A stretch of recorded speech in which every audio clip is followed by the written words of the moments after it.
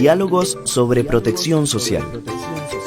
Un espacio para la reflexión sobre los desafíos en materia de seguridad y protección social que enfrenta Costa Rica y los otros países del SICA. Diálogos sobre protección social. Es una coproducción entre Radio 870 UCR y el Centro de Investigación y Capacitación en Administración Pública, CICAP, de la UCR.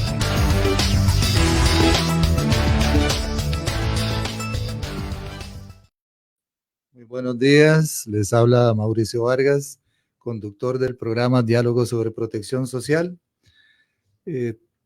Como lo decimos siempre, lo recordamos, que me parece que es importante enfatizarlo. Consideramos que es un tema esencial para el bienestar de la gente y que tiene que estar sobre la mesa siempre la discusión de aquellos factores que finalmente benefician a las personas, que no sea únicamente el enfoque económico, ¿verdad? Porque son dos aristas del desarrollo, pero para nosotros es esencial siempre recordar que el tema de la protección social del desarrollo en el campo de lo social es fundamental para el bienestar de las personas. En este programa, pues lo que hacemos es reflexionar sobre los desafíos que en esta materia tiene Costa Rica y tiene también la región centroamericana, siempre pensando que tenemos cosas en común, pero que tenemos también diferencias que podríamos pues abordar de una manera conjunta y sobre todo rescatando pues algunas experiencias que tiene Costa Rica importantes como para pues compartir y además de eso apoyar lo que podría ser este desarrollo en el campo de la protección social en la región centroamericana. Hemos venido conversando con académicos, con autoridades de las instituciones que tienen que ver con el tema de la protección social, con tomadores de decisiones, etcétera, y tratando siempre de abarcar un ámbito amplio, porque para nosotros protección social no es un sinónimo de seguridad social, tiene que ver con muchos aspectos, incluida la educación pública, y otros factores que hemos mencionado en otros programas anteriormente. Hoy tenemos la oportunidad y el placer de compartir con una mujer, una científica, orgullo de nuestra Universidad de Costa Rica, que es la profesora investigadora catedrática Henriette Raventós Bortz, a quien le damos la cordial bienvenida y le agradecemos de verdad mucho que haya aceptado compartir con nosotros. Bienvenida, doctora Raventós. Muchísimas gracias por la invitación. Es un placer estar acá compartiendo con ustedes y espero que sea muy fructífera la conversación. No, yo no puedo esperar nada diferente porque detrás de la doctora Raventós hay toda una historia de trabajo y de producción científica que creo que vale la pena que la gente la conozca. Hay un tema, ¿verdad? Nosotros queremos ver a propósito, no del Día Internacional de la Mujer, ¿verdad? Pero bueno, particularmente acaba de pasar el Día Internacional de la Mujer.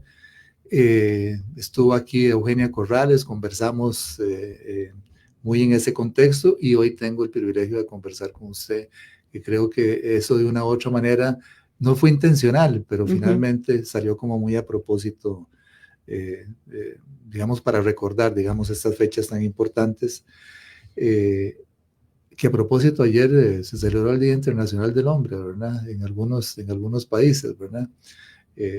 Después podemos conversar qué significa eso, ¿verdad? Porque a lo mejor, ¿verdad? ¿Qué significa el Día Internacional del Hombre o de la Mujer? Pero bueno, hoy lo que queremos ver es el tema general de la perspectiva del aporte que a la ciencia ha venido haciendo y está haciendo la doctora Henriette Raventós, y entrar en un tema que nos parece que es fundamental, ¿verdad? Porque finalmente cuando hablamos de la mujer en la ciencia, en realidad hablamos del papel de la mujer en el desarrollo, ¿verdad? Digamos, lo que aportan realmente para beneficio de la gente. Yo nunca presento a la persona, yo digo quién es la invitada, porque lo que me gusta es que la persona hable de sí misma, o sea, entonces, Henriette, ¿usted nos podría comentar quién es Henriette Raventós? Bueno, primero, a mí la gente me conoce como Yeti, como primer punto, entonces, porque desde chiquitilla me decían Yeti. Henrietta era como un nombre muy complicado, ¿verdad? Yo entonces salí del colegio y entré a la universidad con ganas de estudiar ciencias sociales, entré a antropología y a filosofía. Eh, y porque esa era la carga familiar. Toda mi familia era de ciencias sociales y entonces entrar al campo de las ciencias biológicas o de las ciencias naturales era extraño. En ese primer año, cuando llevé los cursos de ciencias biológicas, entonces me gustó, pensé en la posibilidad de estudiar medicina. No hay nadie en mi familia que haya estudiado medicina, que es inusual en el campo de la medicina, que generalmente se comporta casi como una característica hereditaria. Estudié medicina, después de estudiar medicina decidí que el campo hospitalario era muy duro emocionalmente para mí, establecía conexiones muy fuertes con las personas dentro del hospital y ahí fue donde decidí hacer un posgrado, primero en bioquímica, después en genética humana y más recientemente acabo de terminar un doctorado en sociedad y cultura. Entonces, esta parte de unir, creo que di como el círculo completo, ¿verdad? Después de entrar a antropología, medicina, bioquímica, genética y otra vez regresé a los estudios culturales. Ahora, es interesante porque, a ver, ahora podemos conversar, debemos conversar. Está bien del genoma, ¿verdad? Pero hay otras variables que finalmente intervienen en el comportamiento de las enfermedades, por decir algo, ¿verdad? Pero a ver, ¿por qué decidió Yeti Raventós incursionar en la genética humana? Yo pienso que era el momento histórico cuando yo regresé del servicio social que lo hice en Pérez Celedón. Estábamos en el 87, se estaba hablando de hacer o secuenciar todo el genoma humano. Era un tema que se le estaba dando mucho énfasis y además estaba lleno de expectativas y promesas para la gente que vivió en esos años. Recuerda, ¿verdad?, que el proyecto del genoma humano nos había prometido una panacea, básicamente, y un cambio de paradigma en la medicina. Entonces, yo seguí esa orientación, pensé que por ahí iba la medicina y decidí entonces hacer la maestría en bioquímica. En ese momento no encontré maestría en genética, pero trabajé en genética, trabajé en la identificación del gen de la sordera de los monjes de Cartago. Esa fue mi tesis de maestría. Yo pienso que con el tiempo, como dijiste, fue más claro que esta fue una campaña de mercadeo para poder financiar este proyecto que era muy caro en ese momento. Y ahora tenemos mayor claridad en que la genética participa igual o menos a veces que otros determinantes, como los determinantes sociales o los psicológicos, ¿verdad? Entonces, y es donde podemos intervenir. Entonces, yo creo que por ahí justamente también se da el cambio en mi orientación, mientras que primero le daba mucho peso a esta parte genética porque pensé, igual que muchos, que íbamos a poder comprender las enfermedades. Creo que cada vez es más evidente que la genética puede explicar parte de esa susceptibilidad o vulnerabilidad y que unida a dónde crecemos, con qué condiciones sociales, es lo que determina nuestro estado de salud y enfermedad. A ver, tal vez porque tenemos gente diversa que nos escuche, que después va a escuchar, el programa queda grabado y es utilizado también en el mundo de la academia. A ver, expliquémosle a la gente de forma sencilla, ¿qué es el genoma humano? Sí. Doctora Raventós. Sí, el genoma humano es toda la secuencia de ADN que está presente en cada célula de nosotros. Entonces, esa secuencia de ADN, si recuerdan, cuando estaban en el colegio, el ADN es una molécula muy larga que tiene 4 formas diferentes, ¿verdad? Que se unen: adenina, timina, citosina y guanosina, ¿verdad? A, T, C, G.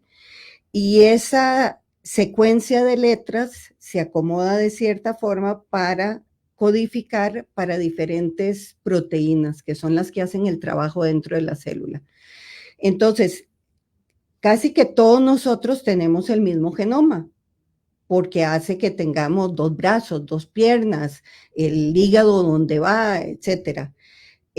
Pero hay pequeñas diferencias en esa secuencia de letras que son menos del 0.1%, o sea, 1 cada mil de esas letras, que pueden aumentar o disminuir el riesgo de ciertas condiciones. Entonces, en algunos casos, en aquellas enfermedades que habíamos estudiado como genéticas 100%, ¿verdad? Fibrosis quística, hemofilia. En esas, si nosotros heredamos esa variante de uno o de ambos padres, dependiendo del tipo de herencia, vamos a tener esa condición. Por ejemplo, en fibrosis quística tienen que ser los 2 papás portadores. Esa es una minoría de las características, son las que llamamos enfermedades genéticas mendelianas causadas por un gen. En la gran mayoría de nuestras características lo que tenemos es cientos o miles de estas variantes o cambios de una letra que lo que hacen es aumentar el riesgo a que yo tenga trastorno bipolar, que es lo que yo estudio. Yo estudio la genética de los trastornos mentales. Entonces tengo cientos de variantes que aumentan mi riesgo de tener trastorno bipolar. Sin embargo, yo fui producto de un embarazo sano, a término, tuve un parto normal, crecí en un ambiente muy sano, sin violencia intrafamiliar, sin violencia en el barrio, no consumí drogas, no tuve infecciones virales a tempranas edades. Después crecí, ¿verdad?, con condiciones materiales. Eso significa que aunque tenga un riesgo genético tal vez elevado, nunca voy a desarrollar la enfermedad.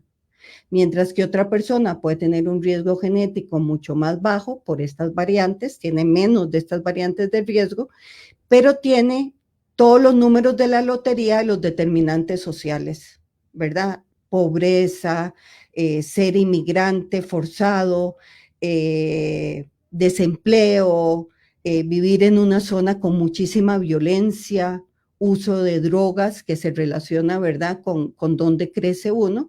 Esta persona puede desarrollar entonces, bueno, en primer lugar esto, un trastorno de uso de sustancias, y eso aumenta su riesgo de otros trastornos mentales, además de trastornos físicos, como bien sabemos, ¿verdad?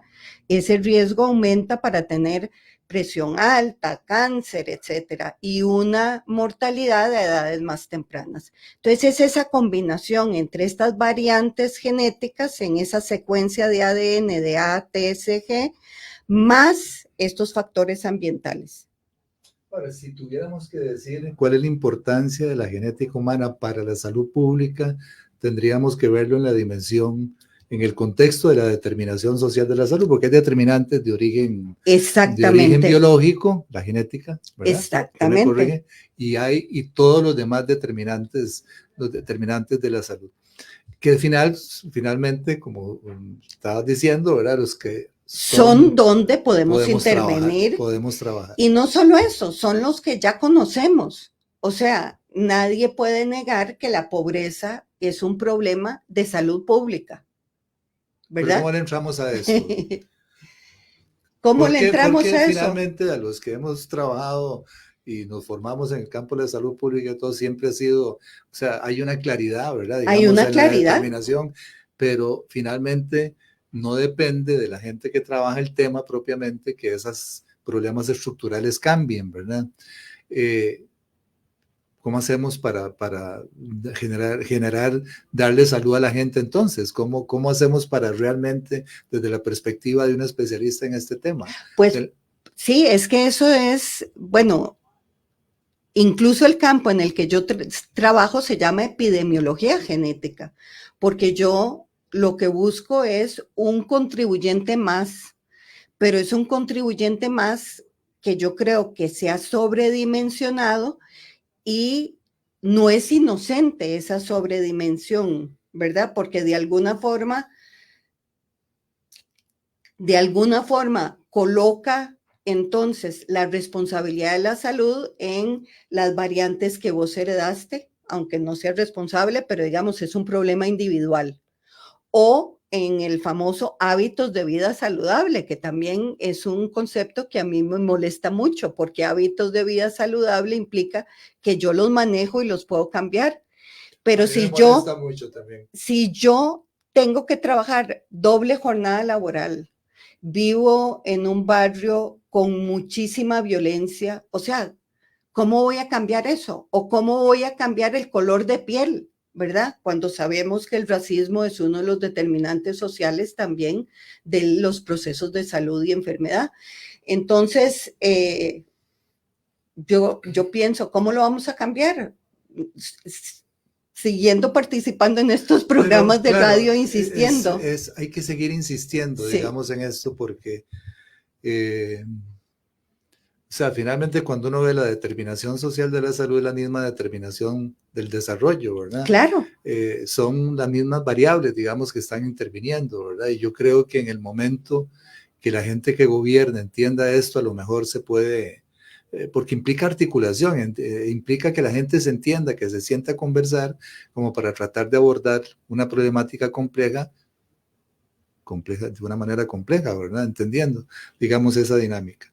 A ver, la doctora Raventós se especializó en la parte de es especialista en el campo de la genética humana, pero ha direccionado su trabajo fundamentalmente al tema de la salud mental, ¿verdad?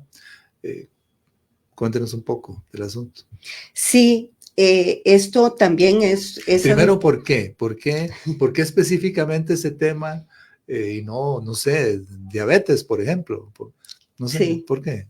Yo pienso que casi todas las personas dirigen su vida a aspectos durante su historia de vida. Y entonces, en el caso mío, mi papá tenía trastorno bipolar. Eso es una marca fuertísima, ¿verdad? Y entonces, como decía anteriormente, estábamos en el proyecto del genoma humano. Yo tenía esta esperanza de que el proyecto nos iba a ayudar a identificar estas variantes de riesgo para trastornos mentales, incluyendo la que tenía mi papá, que lo llevó al suicidio cuando yo era muy pequeña. Entonces eso fue muy importante en mi desarrollo personal, ¿verdad? Y la esperanza de que conociendo esas variantes íbamos a poder intervenir. Pero como decía, conociendo las variantes, más bien creo que se ha desviado la atención de la salud pública a pensar en aquellas condiciones individuales en lugar de pensar en colectivo. Y yo no sé qué tanto yo, como investigadora en genética humana, he contribuido a eso y tal vez por eso estoy redimiéndome, haciendo más trabajos en otros campos, ¿verdad? Porque lo que nos va a decir la genética y lo que hemos estado investigando es cuáles de estas variantes aumentan el riesgo para trastorno bipolar, esquizofrenia, depresión, incluso alcoholismo. Hay un estudio dentro de la universidad. Eso nos va a servir en algún momento para decir cuáles personas están en más o menor riesgo y se pueden establecer medidas más dirigidas. Se habla mucho de la medicina personalizada. También vamos a poder decir qué personas van a responder mejor a uno u otro medicamento o que van a tener más efectos secundarios o que necesitan una dosis mayor. pero insisto, siempre es dentro de la atención clínica individual. Consejo genético, ¿verdad? Para personas como yo, que tal vez teníamos mucho temor de tener descendencia por tener ese antecedente familiar. Entonces también eso va a permitir dar información fidedigna de cuál es el riesgo real de diferentes condiciones, aquellas que son totalmente hereditarias y estas otras que son poligénicas. Por ahí es por donde ha ido nuestra investigación, siempre a la vez uniéndose ahora con los determinantes sociales.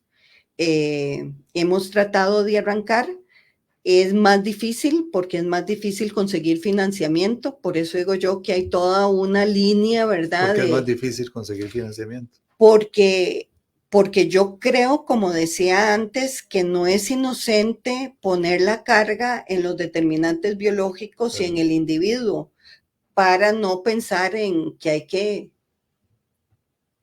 disminuir la pobreza, ¿verdad? O sea, entonces siempre ha sido mucho más fácil conseguir fondos. Nosotros, por ejemplo, en el grupo de investigación hemos tenido siempre fondos de investigación internacionales para encontrar variantes genéticas. Pero cuando hace 10, 12 años tratamos de conseguir fondos para hacer un estudio epidemiológico sobre la situación de la salud mental en Costa Rica, no fue posible. O sea, no hay suficientes fuentes de financiamiento para estudiar los determinantes sociales versus los determinantes biológicos. Bueno, pero a ver, finalmente la relevancia, y me corregís, ¿verdad? Pero la relevancia de la genética humana pasa por entender que hay gente que tiene una predisposición, digamos, a sufrir ciertos problemas que tienen que ver con, que tienen comportamientos general en la población, la diabetes, por ejemplo. Sí. ¿Verdad? Y eso permite finalmente podría permitir orientar recursos, o digamos de una manera más concreta. Si supiéramos los riesgos que tiene la gente, el asunto es cómo se llega a eso, cómo Sí. podríamos hacer para realmente identificar los riesgos de las personas, genéticamente hablando. Sí, sí se puede, y la medicina personalizada incluiría los riesgos genéticos más los otros riesgos, los otros determinantes, ¿verdad? No sería solo la parte genética. Para la parte genética, lo que se hace es analizar el genoma de cada persona y se identifican si las variantes que han sido estudiadas en otras poblaciones y idealmente en la población local están presentes en esa población. Entonces ya hay varias compañías que ofrecen estas pruebas genéticas, se llaman pruebas de riesgo poligénico, y ya se hacen en algunos países. En general todavía no se recomiendan como una prueba de utilidad clínica por varias razones. La primera de ellas para población en Costa Rica y en población latinoamericana es porque estas variantes han sido identificadas en poblaciones con otras ancestrías, o sea, estos resultados se han identificado en población europea y de Estados Unidos, y no necesariamente vamos a encontrar las mismas variantes en nuestra población latinoamericana. Entonces, uno de los esfuerzos recientes es aumentar la diversidad en estos estudios genómicos de riesgo de diabetes, riesgo de hipertensión, riesgo de cáncer, para que estos tests que nos tratan de vender no los usemos porque necesitamos saber cuáles son las variantes en esta región. La segunda razón para todavía no usarlos es que el riesgo genético, lo que aumenta el riesgo genético en realidad comparado a factores como obesidad, mala dieta, poco ejercicio, es relativamente poco. O sea, si vos podés controlar en una población la comida chatarra, ¿verdad? Con medidas de salud pública, no diciéndole a la persona no coma comida chatarra, pero tal vez con un impuesto a la comida chatarra, como se hizo con el tabaco, entonces uno podría prevenir más casos porque ahí incluirías a la gente de riesgo y a la gente que tiene bajo riesgo, pero todas las personas tendrían, digamos que una condición más saludable. Ahora, ¿y qué opina Yati Raventós porque es parte de a propósito de las pruebas, etcétera, pero nos está llegando la onda de avanzar a la medicina personalizada, que a uno le parece que detrás del concepto está bien, ¿verdad? Sí, Hay un concepto correcto, ¿verdad? Pero bueno, eso nace en contextos sociales, económicos, que muy de atención a la enfermedad, ¿verdad? Porque sí. finalmente es parte del negocio de la enfermedad, ¿verdad? O sea, si yo convenzo a la gente, ¿verdad? De que hay que hacerse los estudios bueno, detrás de eso hay todo el negocio de la prueba, ¿verdad? Y el negocio posteriormente del tratamiento. Las transnacionales farmacéuticas están promoviendo mucho esto. Pero ¿qué piensa Yeti Raventós? ¿Debiera Costa Rica pensar en esto? ¿No es el momento en la medicina personalizada? ¿Debiéramos hacer un esfuerzo en ese sentido o no? Yo pienso que donde hay que intervenir, donde siempre tenemos que intervenir es en los determinantes sociales para la prevención. Eso no excluye que en algún momento y algunas de estas pruebas sean útiles, incluso algunas ya son útiles. Por ejemplo, aquellas que son para esas condiciones que digo yo que son 100% genéticas. Eso es muy importante que a los ¿Cómo cuáles? potenciales, Perdón, ¿cómo cuáles? por ejemplo, fibrosis quística, ¿verdad? O hemofilia. Estas condiciones, si uno ya tuvo un hijo con una de estas enfermedades, entonces, ¿por qué no ofrecerle, verdad? Bueno, si uno ya lo tuvo, ya sabe que tiene el riesgo. Y en este país todavía la fecundación in vitro no se hace para prevenir trastornos genéticos, lo que se hace en otros países. Acá la fecundación in vitro está solo indicada para tratamiento de infertilidad, pero en otros países uno puede hacer el diagnóstico de portadores y después tener un hijo sin la condición por fecundación in vitro. Acá lo que se puede hacer es ver si en diferentes familias hay un riesgo aumentado de tal cosa, entonces se pueden hacer estas pruebas que dan un nivel de certeza muy alto, que son muy dirigidas y los costos han bajado muchísimo, y entonces saber que esta pareja a lo mejor tiene un riesgo muy alto de tener un hijo con tal condición, ¿verdad? Y entonces la familia o la pareja decide si quiere o no. En el caso del riesgo poligénico, yo creo que no estamos ahí porque todavía no tenemos los estudios en América Latina con nuestra población y porque por nuestro sistema de seguridad social hay que demostrar que el hacer estas pruebas es mejor que solo pedir antecedentes familiares, ¿verdad?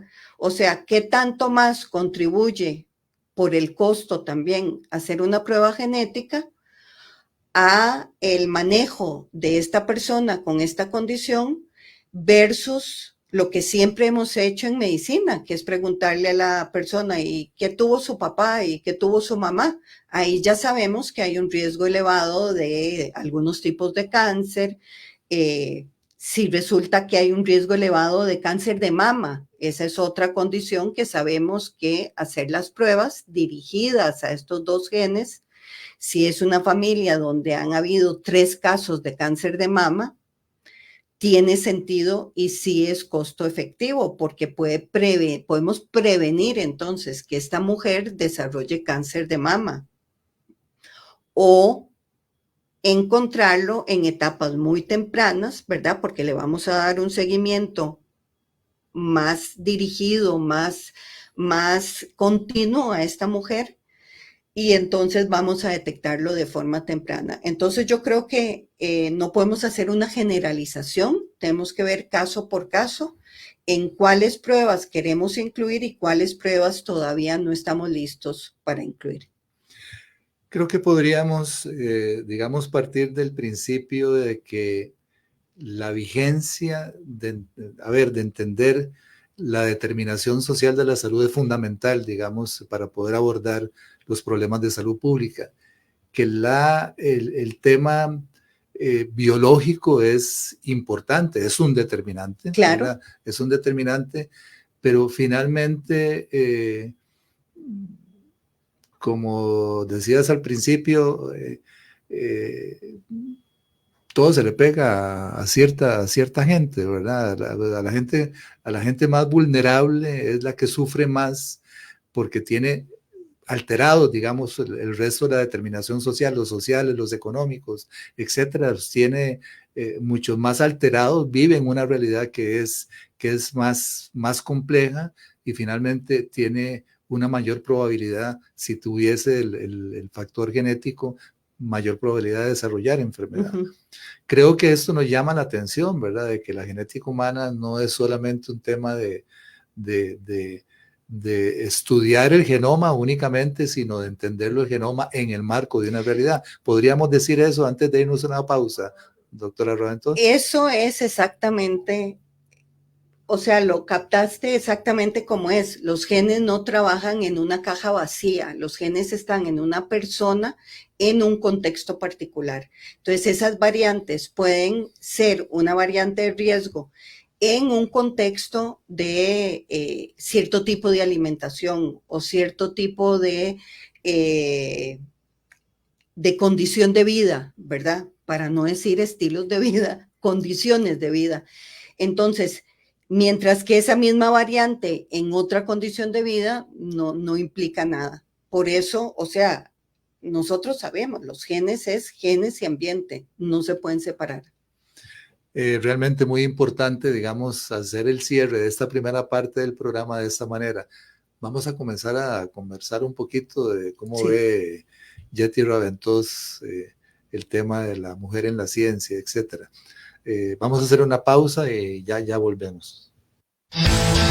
La seguridad social protege a toda la sociedad.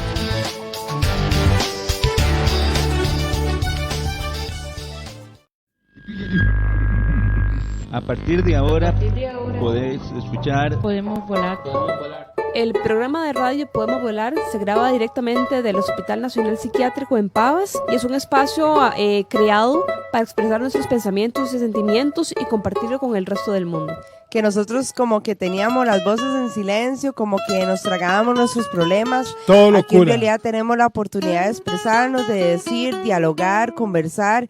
Amigos radioescuchas, el programa Podemos Volar es un programa Todo locura. de variedad donde hablamos sobre lo que nos gusta, lo que no, nuestros problemas. El objetivo del programa es precisamente dar voz a quienes nunca la han tenido en los medios. Es un espacio súper especial para podernos escuchar a nosotros mismos, para conocer nuestra forma de pensar en conjunto con la forma en que piensan los demás. Los miércoles se escuchará a las 3 de la tarde. 3 de la tarde. Podemos Volar 870.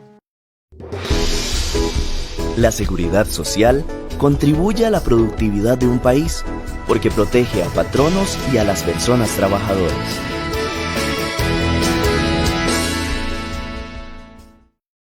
Volvemos a Diálogos sobre Protección Social. Les habla Mauricio Vargas, conductor del programa. Hoy estamos conversando con la doctora Henriette Raventós, especialista, catedrática en nuestra universidad, investigadora en el campo de la genética humana. Y ahora que estábamos en la pausa, me hablaba la doctora Raventós de un tema que me pareció realmente muy interesante. El tema del consejo genético, sobre todo. A ver, cuéntenos mejor para no hacer conclusiones que a lo mejor no son las más atinadas. Sí, es que uno de los temas de estos marcadores genéticos, cuando uno lo aborda desde la salud pública o desde la atención clínica individual, uno deja de lado qué significa para la persona que se hace la prueba, ¿verdad? O que podría hacerse la prueba en un futuro. Entonces, como parte de mi tesis de doctorado de Sociedad y Cultura, lo que quería saber yo era eso, qué implicaciones tendría o habría de la genética humana para las personas con trastornos mentales. Y es bien interesante porque los trastornos mentales son de las condiciones más estigmatizadas que hay. Entonces, hay mucha discriminación, mucha exclusión, hay desempleo. Y lo que sienten las personas que entrevisté, además de personal clínico, es que conocer la base genética, aunque sea un contribuyente más, disminuye la culpa que siente tanto la persona como la familia, porque como que a diferencia de otras enfermedades, se les coloca a la persona con depresión la culpa por tener depresión. Y además se le insiste, es que usted tiene que salir, se tiene que levantar, ¿verdad? Entonces, el tener, el saber que existe también una base biológica, les alivia mucho incluso su autoestigma, ¿verdad? Y una de las muchachas me decía que además le ayudaba en su lugar de trabajo, que entonces ya ella compartía que ella tenía trastorno bipolar y que se lo tomaban como en broma, ¿verdad? Le decían, estás muy acelerada, y entonces ya había un ambiente como de normalizar que uno puede tener un trastorno mental igual que uno puede tener diabetes o hipertensión o cáncer, ¿verdad? Es parte de la salud, no, y de la salud y de la enfermedad, no es un problema religioso o un déficit moral de uno tener una condición mental. Qué importante decir eso, doctora Raventós. Creo que eso, muestra la importancia de la genética. Sí, sí. O sea, porque finalmente tiene un efecto, o sea, con solo el efecto que tenga positivo en una persona, digo yo que valió la pena, ¿verdad?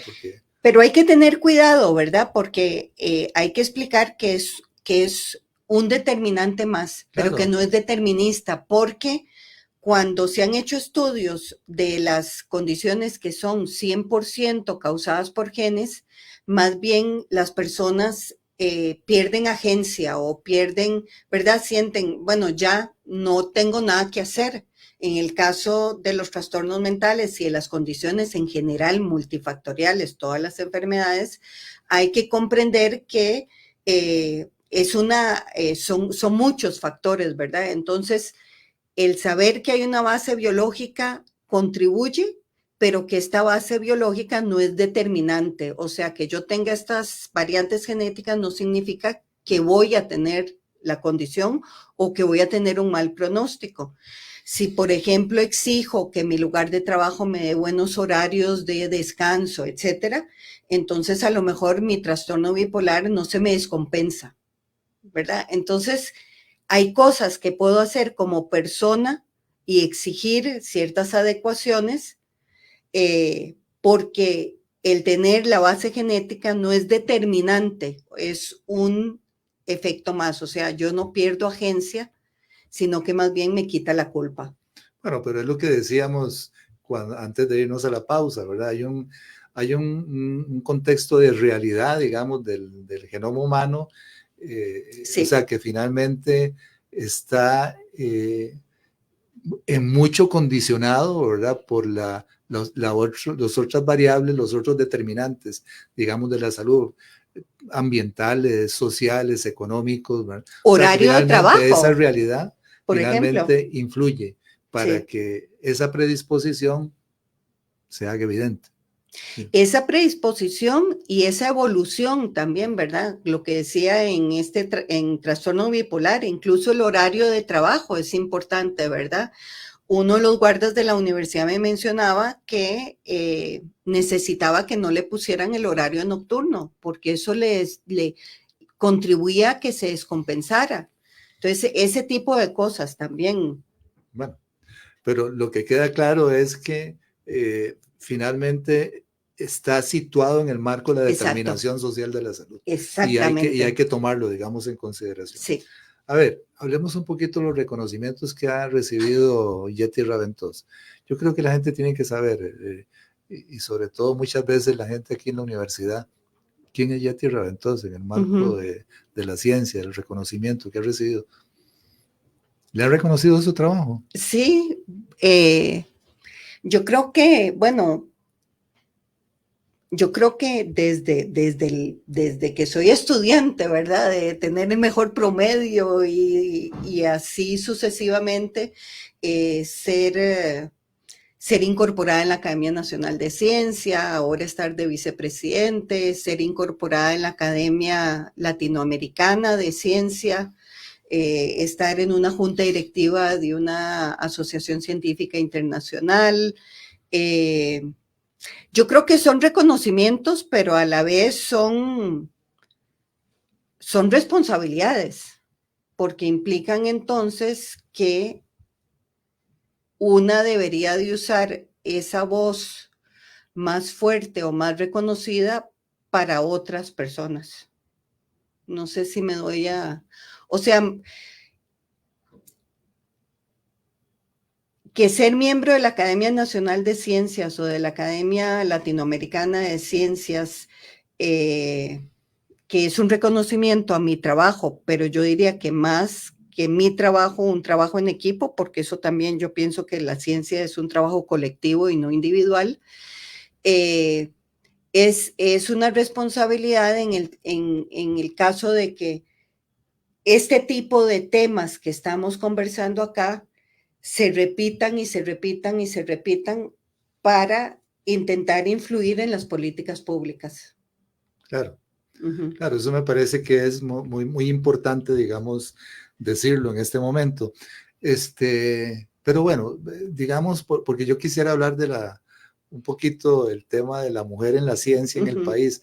A ver, ¿cómo ve Yeti Raventós la situación de la mujer para incursionar realmente en la ciencia? ¿Tiene más dificultades que los hombres? Sí. ¿Y por qué es esto?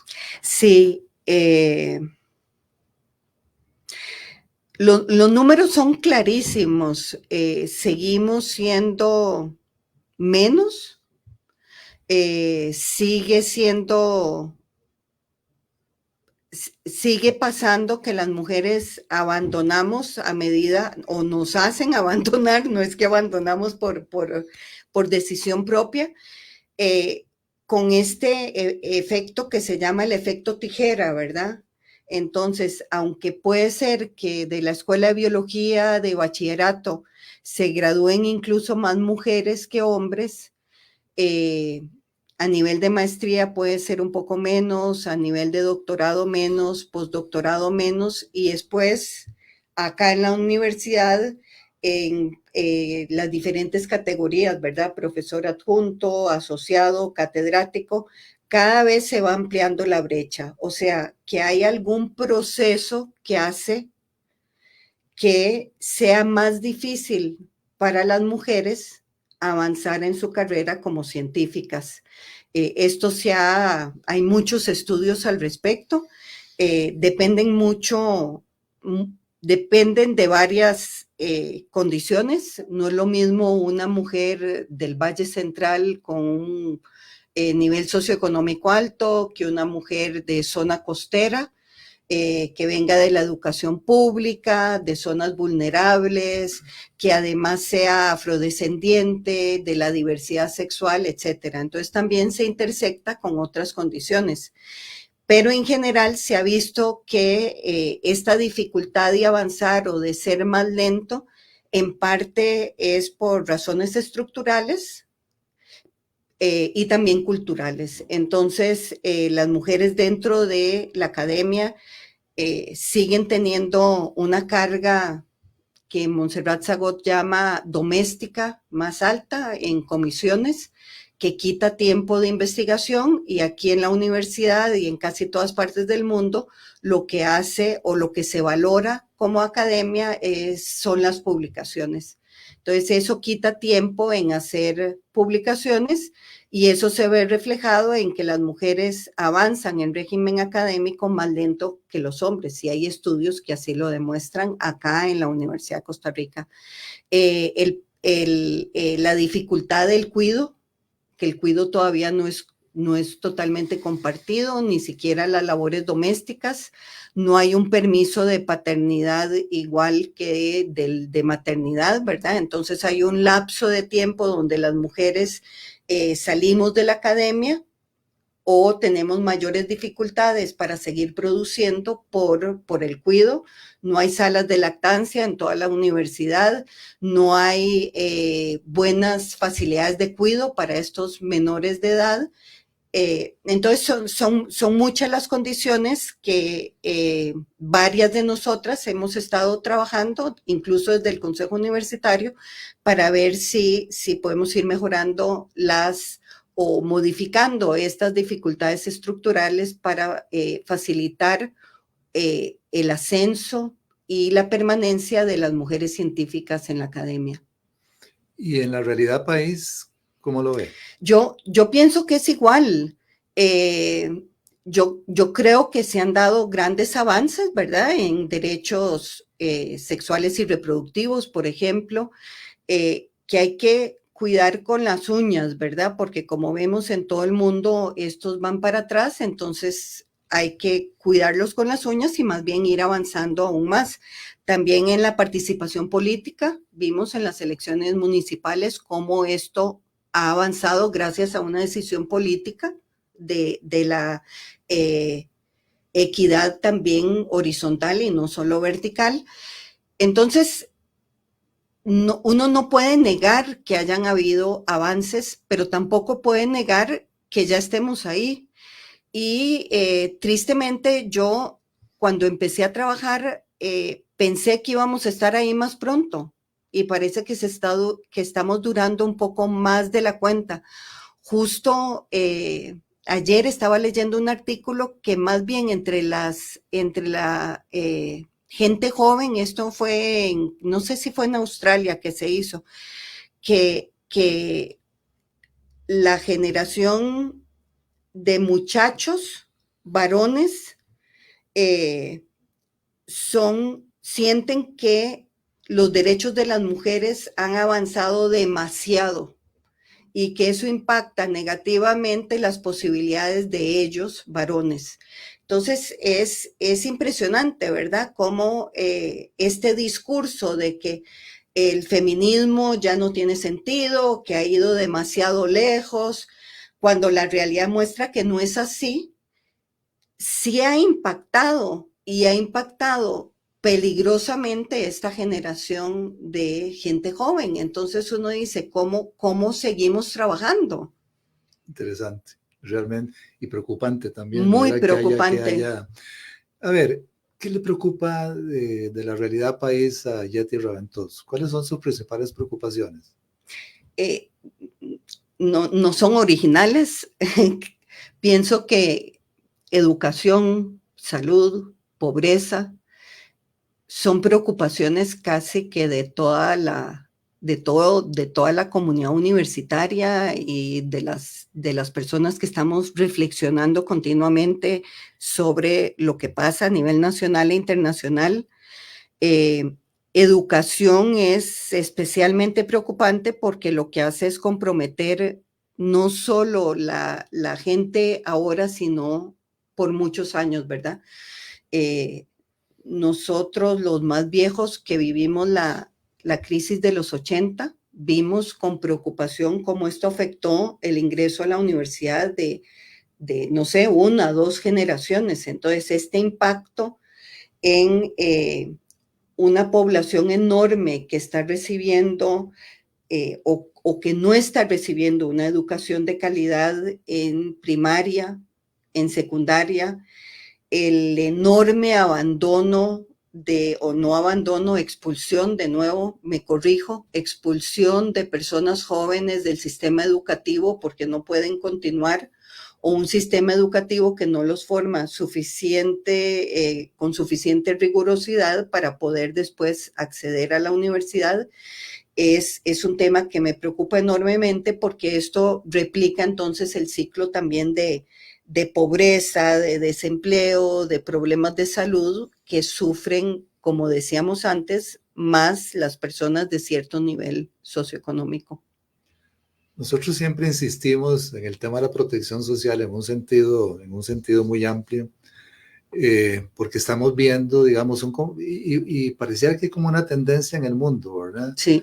Y Costa Rica no está siendo la excepción. Entonces, se cayó en una realidad fiscal, ¿verdad? Que ha mejorado, porque eso es, el Banco Central nunca han tenido las reservas que ha tenido en este momento, que tiene en este momento. Los ingresos por impuestos han aumentado, digamos, de una manera muy importante, producto de la reforma fiscal, etcétera. Pero dejamos de invertir en lo social. Entonces, se cayó el presupuesto para la educación pública en general. La universidad está sufriendo. Vamos a ver qué pasa ahora en la nueva negociación, ¿verdad? En seguridad social, de repente dejó de ser una prioridad y ya seguirá aumentando la deuda con la Caja del Seguro Social, como que pareciera. Lo que quiero decir es que es paradójico realmente, ¿verdad? Porque finalmente generamos recursos, pero no se lo estamos devolviendo a la gente en el término de que finalmente es lo que lleva mejores condiciones de vida, digamos, a la gente, que podría implicar esto. Entonces realmente compartimos que hay una preocupación grande, ¿verdad? En términos, probablemente en dos ejes que son esenciales para el bienestar, la salud y la educación, donde estamos dejando de hacer, digamos, lo que realmente debiéramos hacer. Una última pregunta, antes de que usted le dé un mensaje final a la gente.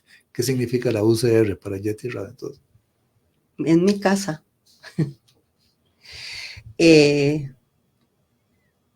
Sí, yo siempre quise estudiar acá. Después de estudiar acá... ¿Pudo haber estudiado en otro lado? Sí, en realidad sí. Por las condiciones... Yo siempre digo que yo no tengo condiciones de privilegio, porque si digo privilegio significa que no es para todos y yo considero que debería ser para todos.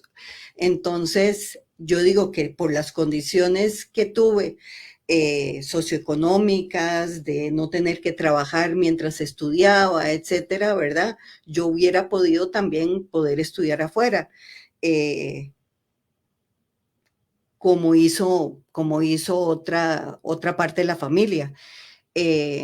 Entonces yo quería estudiar acá. Los primeros años en la Universidad de Costa Rica como estudiante fueron, yo digo, los más felices de mi vida como estudiante. Y entonces cuando camino ahora por el campus y veo a esta gente joven, ¿verdad? De primer ingreso, no sé, me da una ilusión verles la cara, porque tienen esa alegría, ¿verdad? Y esa esperanza en el futuro. Pero bueno, entonces, para mí, es mi casa. Salí un par de años a trabajar en otros lugares, en el Inciensa, también el servicio social, ¿verdad? En la caja.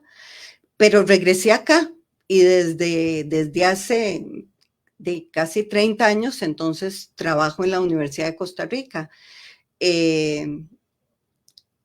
Yo soy Universidad de Costa Rica, ¿verdad? Soy UCR porque creo que es una de las instituciones más importantes del país, igual que la Caja.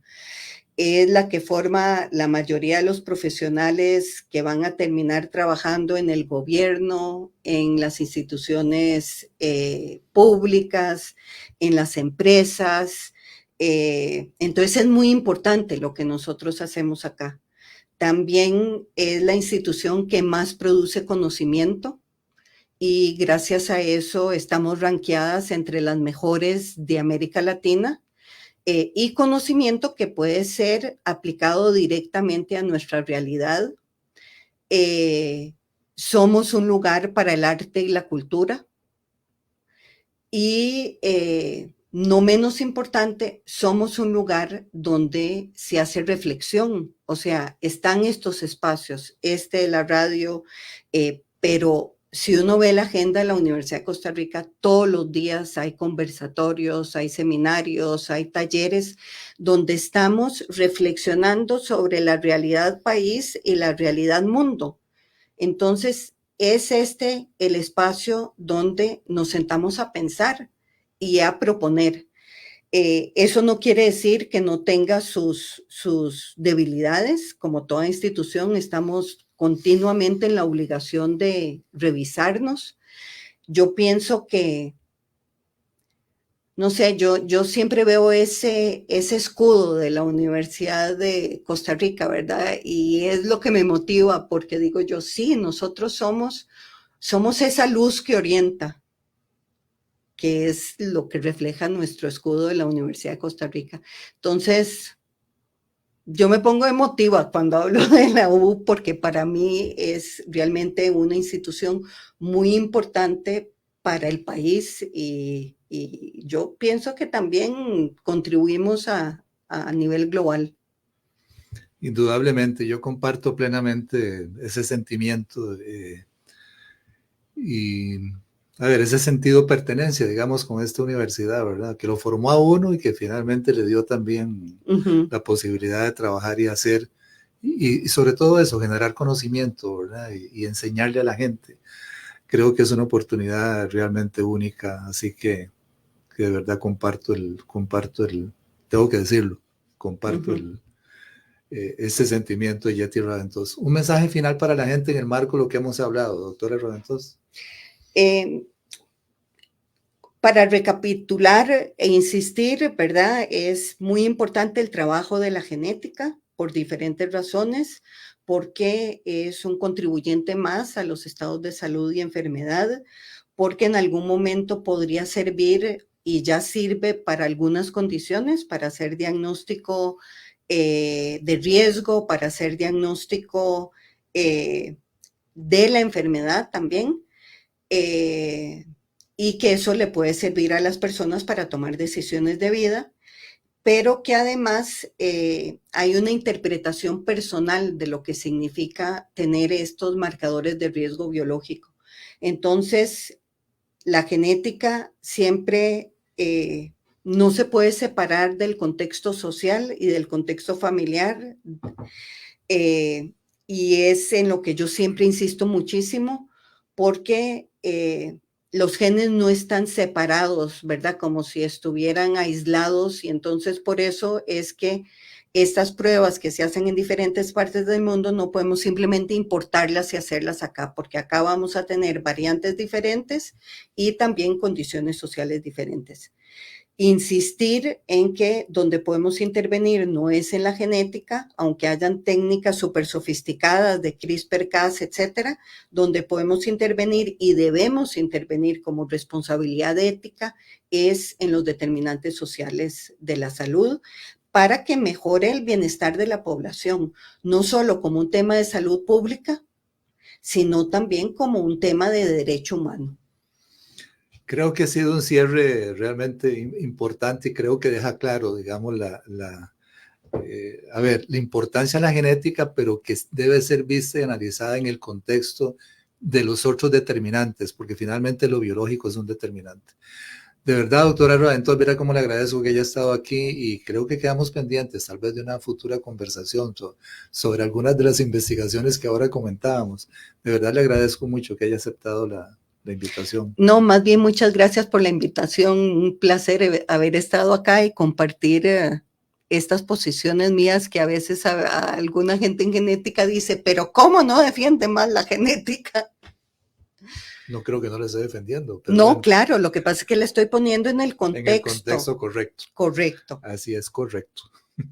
Muy bien, gracias doctora y gracias como siempre a Yoconda Solano, a Giselle Mora, a Sebastián Torres y a Cristian Salas por el apoyo que nos dan para hacer posible este programa.